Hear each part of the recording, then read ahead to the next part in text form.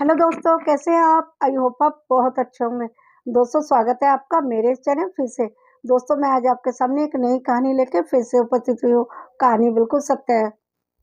जो मैं आज आपको कहानी सुनाने जा रही हूँ, वह पटना शहर की कहानी है। पटना शहर में सिद्धार्थ नाम के लड़के की शादी एक बहुत बड़े होटल में होती है और सब लोग उस शादी में शामिल होते हैं। जो भी आता देखता रह जाता था कि इतने बड़े होटल में शादी। सिद्धार्थ की दोस्त और परिवार वाले और फैमिली वाले और रिश्तेदार पड़ोसी सारे आके जो भी आता देखता रह जाता। इतने बड़े होटल में शादी हो रही थी सिद्धार्थ की।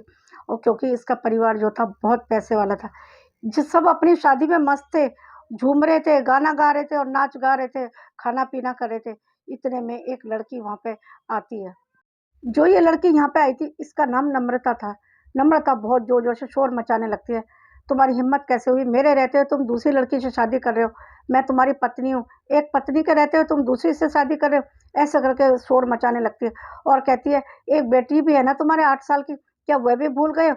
उसको सबको मुझे भूल गए और मेरी बेटी को भूल गए और तुम दूसरी शादी रचा रहे हो।" बहुत ज़ोर-ज़ोर से शोर मचाने लगती है। जब शोर मचाती है, सारे लोग उसी की तरफ देखने लगते हैं। नाच गा रहे थे, जो खाना खा रहे थे, जो मस्ती कर रहे थे, सारे उसी को और देखने लगते हैं। सारी तरफ सन्नाटा पसर गया था।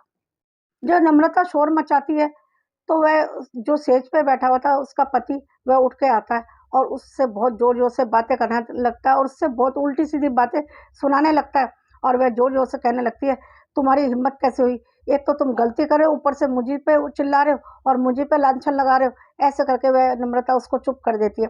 जब वह उसको चुप कर सिद्धार्थ को तो वह चुप कर देती है, लेकिन उसके परिवार वाले आके आगे बोलते हैं कि, "तुम कौन हो? ऐसे क्यों बोल रही हो? जो भी तुम्हें करना है तुम कोर्ट में जाओ, हमारे यहाँ पे आके क्यों शोर मचा रही हो तुम?" अब तो सिद्धार्थ की शादी रुक चुकी थी। हर कोई उसकी तरफ आके नम्रता से पूछने लगा था कि क्या हुआ, क्या हुआ? और किसी को पता भी नहीं था कि सिद्धार्थ की पहले शादी हो चुकी है। हर किसी को पता चल चुका था कि सिद्धार्थ शादीशुदा है। ऐसे करके जब भीड़ इकट्ठी होती है, तो पुलिस को बुलाया जाता है। तो जब पुलिस आती है, तो फिर पुलिस को सारी बात नम्रता बताती है। नम्रता सारी बात पुलिस वालों को बताती है कि मेरी शादी 12 साल पहले सिद्धार्थ से हुई थी और हमारी 8 साल की बेटी भी है। मैं इनके घर में सारे फंक्शन अटेंड किए, इनके बहुत सारे घर में फंक्शन हुए थे, शादी और ना जाने कौन-कौन से फंक्शन। मैं अभी तक इन्हीं के घर में थी, इन्होंने मुझे बहाने से अपने मायके भेज दिया और तो और इन्होंने धोखे से मुझसे तलाक के कागज़ में साइन भी करा लिए, मुझे इस बात का पता तक नहीं चला। ऐसे करके सारी बात बताती है और इन्होंने अपने पैसे के दम पे, इनका नाम बहुत बड़ा है, पूरे पटना में इनको सब जानते हैं। इन्होंने अपने पैसे के दम पे मेरी ज़िंदगी बर्बाद की है, इसमें मेरी क्या गलती थी? यदि इनको कोई और पसंद थी, तो इन्होंने मेरी ज़िंदगी क्यों बर्बाद की? मेरी तो मेरी बेटी जो 8 साल की है, अब हम क्या करेंगे? हमें कौन अपनाएगा? ऐसे करके सारी बात बताती है। दोस्तों, मेरा ये कहानी सुनाने का मकसद सिर्फ़ ये है, माना कि कोई पैसे वाला होता है, बहुत पैसे वाला होता है, क्या पैसे के दम पे किसी भी लड़की की ज़िंदगी बर्बाद कर देता कोई? और तो और उन्होंने नम्रता की तो ज़िंदगी बर्बाद की थी, उसको छोड़ के किसी और से शादी कर रहा था और अपनी बेटी को भी छोड़ दिया था। एक बार भी नहीं सोचा, उस बेटी के दिल पे क्या बीतेगी जब वह बड़ी होगी, पूछेगी पापा कहाँ हैं? इतना भी नहीं सोचा उसने। और यदि तुम्हें कोई और पसंद है, तो तुम कानूनी कार्रवाई करके भी तो उसको तलाक देके, उसका हक देके भी तो तुम दूसरी शादी कर सकते थे, लेकिन तुमने ऐसा नहीं किया। उसको छोड़ भी दोगे और उसका हक भी नहीं दोगे, ये कहाँ का न्याय है?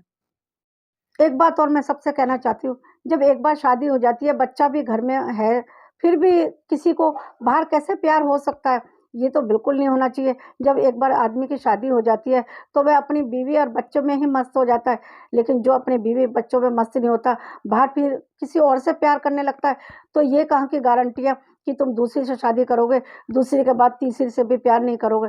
ऐसा तो तुम कभी भी कर सकते हो, क्योंकि तुम लोगों के पास बहुत पैसा होता है। पैसों के दम पे तुम कुछ भी कर सकते हो।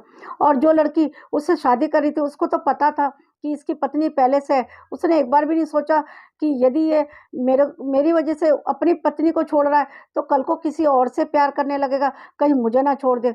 हमेशा लड़की को ये ज़रूर सोचना चाहिए, मैं किसी और का घर बर्बाद कर रही हूँ, कहीं मेरा घर और कोई ना बर्बाद कर दे, इस बात को ज़रूर सोचना चाहिए हर लड़कियों को।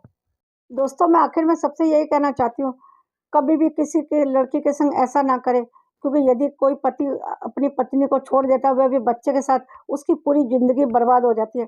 क्योंकि यदि पत्नी को छोड़ देता है, तो पति को तो कोई कुछ नहीं कहता, पत्नी को ही ताने सुनने पड़ते, इसके पति ने इसे छोड़ दिया, इसके पति ने पता नहीं क्यों छोड़ दिया, जबकि गलती पत्नी की नहीं होती, सिर्फ आदमी की गलती होती है, वह किसी और से प्यार करने लगता है।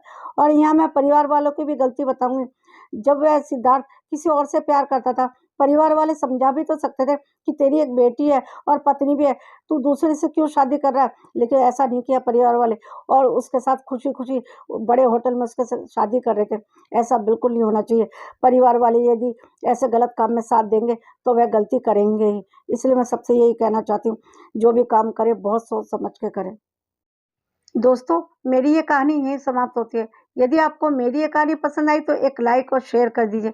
यदि आप मेरे चैनल पे नए हैं तो सब्सक्राइब भी कर दीजिए। बेल आइकन को भी प्रेस कर दीजिए ताकि अगले आने वाली वीडियो सबसे पहले आप तक पहुंच सके। हाँ, कमेंट तो ज़रूर कीजिए क्योंकि मुझे आपके कमेंट से बहुत मोटिवेशन मिलता है। बस मैं अपनी कहानी यहीं समाप्त करती हूँ। मिलती हूँ अगले वीडियो में एक नई कहानी लेके। तब तक के लिए नमस्कार। अपना और अपनों का बहुत ध्यान रखिए।